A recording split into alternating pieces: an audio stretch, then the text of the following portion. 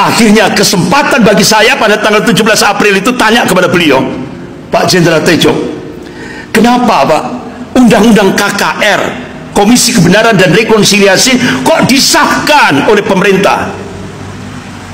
Padahal itu kerja silent tokoh komunis gaya baru, yaitu Bejo Untung, yang ditopang oleh Cina dan partai kiri Jerman.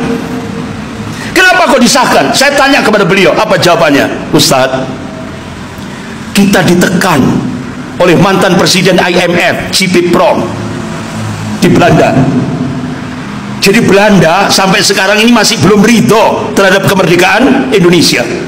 Jadi Belanda menggunakan tokoh-tokoh komunis baik luar negeri maupun dalam negeri, diundang di Belanda, di Den Haag Belanda, untuk mengadakan seminar komunis di Belanda untuk menekan Indonesia. Akhirnya lewat mantan presiden IMF JP Prom, Indonesia ditekan. Setelah itu tekanan yang kedua, kata beliau, kata Jenderal Tejo, Ustadz, kami ditekan oleh Jenderal Luhut Binsar Panjaitan.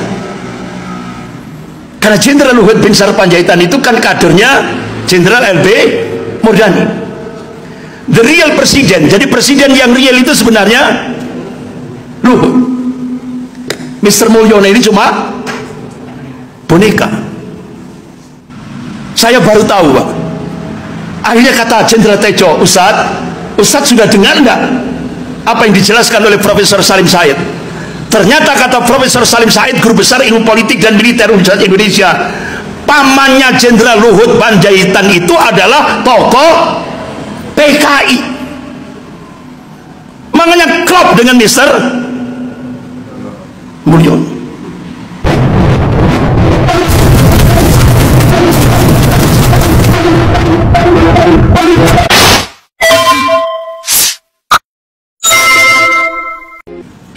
Alhamdulillah, wassalatu wassalamu ala rasulillah wa ala alihi wa sahbihi wa mawala, wa ba'd.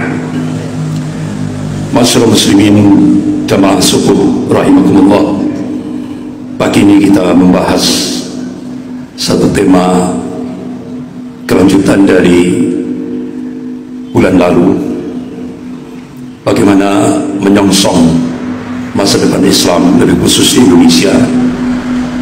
Solusinya, ayo kita bangun kuatul ummah, kekuatan umat untuk menyongsong masa depan Islam, lebih khusus di Indonesia. Bapak-bapak, ibu-ibu yang dimuliakan Allah, sebagaimana Allah ingatkan dalam surah Al-Imran ayat 140, Allah berfirman, a'udzubillahi minasyaitonir rajim, wa tilkal ayyamu nudawwiluha bainan nas wa liya'lamallahu alladziina aamanu wa yattakhidha minkum syuhada wallahu la yuhibbudz dzalimin. Dan masa kejayaan dan kehancuran, masa kemenangan dan kekalahan, Allah pergilirkan di tengah-tengah manusia ini, supaya dari situ bisa diambil ibrah, pelajaran. Wa liya'lamallahu alladziina aamanu, dan Allah ingin menunjukkan bukti kebenaran ini kepada hamba-hambanya yang aman, yang beriman kepada Allah, yang muwahhid, yang mentauhidkan Allah dalam segala aspek kehidupan ini. Wa yattakhidha minkum syuhada, dan Allah ingin menjadikan sebagian orang-orang mukmin ini gugur sebagai syuhada atau mati syahid. Wallahu la yuhibbudz dzalimin, dan Allah tidak menyukai orang-orang yang zalim. Sebagian mufassir menafsirkan wallahu la yuhibbudz dzalimin itu maknanya Allah tidak menyukai orang-orang mukmin yang tidak mau berjihad, yang tidak mau berjuang di jalan Allah. Allah tidak suka itu. Masyarakat muslimin jamaah subuh rahimakumullah, kembali kepada imperialisme Cina. Ini implikasinya Ipolisosbud Hankam. Ideologi, dampaknya selama 10 tahun ketika Indonesia berubah kiblat ke Cina saat dipimpin oleh rezim Mulyono, benar-benar dampaknya ideologi, politik, sosial, budaya, dan hankam. Bahkan 10 tahun Mr. Mulyono melemahkan TNI. TNI dilemahkan. Bahkan Mr. Mulyono memberi karpet merah kepada Cina untuk membangun markas militer Cina di Kepulauan Natuna.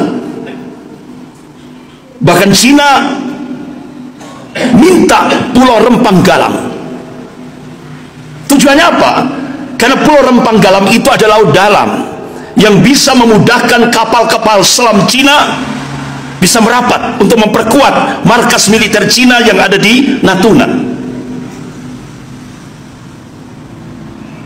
Sementara Amerika, 15 pangkalan militer Amerika itu sudah mengelilingi Indonesia.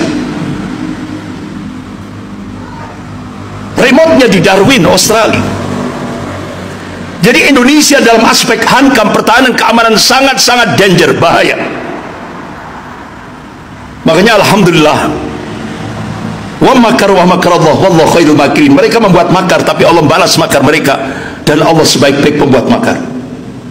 Hampir 1 langkah lagi, kalau 3 periode itu jadi, langkah ke-9 Indonesia akan menjadi koloni Cina tanpa perang.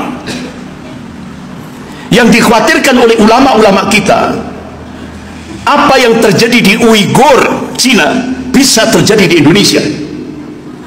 Kalau 1 langkah itu